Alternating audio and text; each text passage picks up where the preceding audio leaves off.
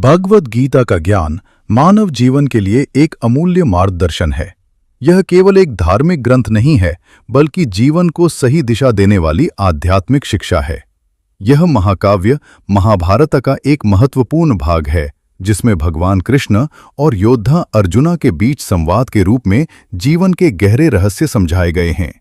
नीचे लगभग 1000 शब्दों में भगवद गीता के ज्ञान का सार दिया गया है। भगवद गीता का ज्ञान लगभग 1000 शब्द। भगवद गीता का उपदेश उस समय दिया गया जब कुरुक्षेत्र के मैदान में युद्ध होने वाला था। अर्जुन अपने ही रिश्तेदारों, गुरुओं और मित्रों के खिलाफ युद्ध करने के विचार से दुखी और भ्रमित हो गए थे। तब भगवान कृष्ण ने उन्हें जीवन, कर्तव्य और आत्मा के बारे में गहरा ज्ञान दिया। यही उपदेश भगवद गीता कहलाता है। एक, आत्मा अमर है। भगवद गीता का सबसे महत्वपूर्ण ज्ञान यह है कि आत्मा कभी नहीं मरती। शरीर नश्वर है, लेकिन आत्मा अमर है। भगवान कृष्ण कहते हैं कि जैसे मनुष्य पुराने कपड़े छोड़कर नए कपड़े पहनता है, वैसे ही आत्मा पुराने शरीर को छोड़कर नया शरीर धारण करती है। इसका अर्थ यह है कि मृत्यु केवल शरीर की होती है, आत्मा की नहीं। इसलिए मृत्यु से डरने की आवश्यकता नहीं है। जब मनुष्य इस सत्य को समझ लेता है, तब वह जीवन के दुख और भय से मुक्त हो सकता है। 2, कर्म का महत्व। भगवद गीता में कर्म को बहुत महत्व दिया गया है। भगवान कृष्ण कहते हैं कि मनुष्य का अधिकार केवल कर्म करने में है, उसके फल में नहीं।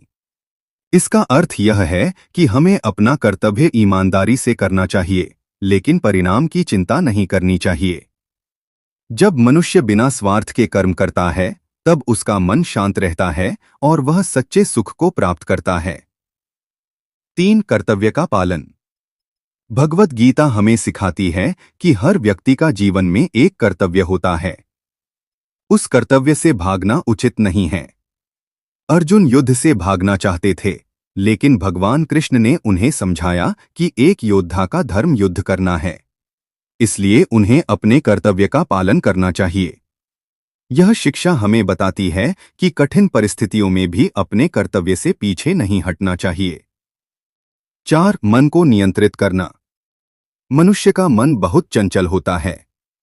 यदि मन पर नियंत्रण न हो तो व्यक्ति गलत रास्ते पर जा सकता है। भगवद गीता के अनुसार मन को नियंत्रित करने के लिए अभ्यास और वैराग्य आवश्यक हैं। ध्यान, योग और सकारात्मक सोच के द्वारा मन को शांत और स्थिर किया जा सकता है। 5, योग का महत्व। भगवद गीता में कई प्रकार के योग बताए गए हैं, जैसे कर्म योग, ज्ञान योग, भक्ति योग। कर्म योग का अर्थ है निस्वार्थ भाव से कर्म करना।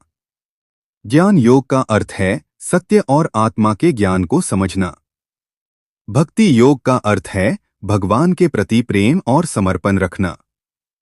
इन तीनों मार्गों से मनुष्य ईश्वर को प्राप्त कर सकता है। 6, इच्छा और क्रोध पर नियंत्रण। भगवद गीता के अनुसार मनुष्य के पतन का मुख्य कारण उसकी अनियंत्रित इच्छाएं होती हैं। जब इच्छाएं पूरी नहीं होती तो क्रोध पैदा होता है। क्रोध से बुद्धि नष्ट हो जाती है और व्यक्ति गलत निर्णय लेने लगता है। इसलिए मनुष्य को अपनी इच्छाओं पर नियंत्रण रखना चाहिए और संतोष का जीवन जीना चाहिए। 7, सच्चा सुख क्या है। भगवद गीता बताती है कि सच्चा सुख बाहरी वस्तुओं से नहीं मिलता। धन, पद और भौतिक सुख अस्थायी होते हैं। सच्चा सुख आत्मिक शांति और संतोष से मिलता है। जब मनुष्य ईश्वर पर विश्वास करता है और अच्छे कर्म करता है, तब उसे स्थायी सुख प्राप्त होता है। 8, संभाव रखना। भगवद गीता हमें सिखाती है कि जीवन में सुख और दुख दोनों आते हैं।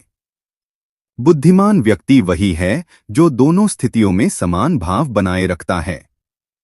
यदि सफलता मिलने पर हम बहुत खुश हो जाएं और असफलता मिलने पर बहुत दुखी हो जाएं, तो हमारा मन अस्थिर रहेगा। इसलिए हमें हर परिस्थिति में संतुलित रहना चाहिए।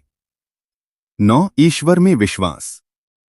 भगवद गीता का एक महत्वपूर्ण संदेश यह है कि मनुष्य को ईश्वर में विश्वास रखना चाहिए। भगवान कृष्ण कहते हैं कि जो व्यक्ति सच्चे मन से उनकी शरण में आता है उसे वे कभी नहीं छोड़ते। भक्ति, प्रेम और विश्वास के द्वारा मनुष्य ईश्वर के करीब जा सकता है और जीवन के सभी दुखों से मुक्त हो सकता है। 10. जीवन का उद्देश्य।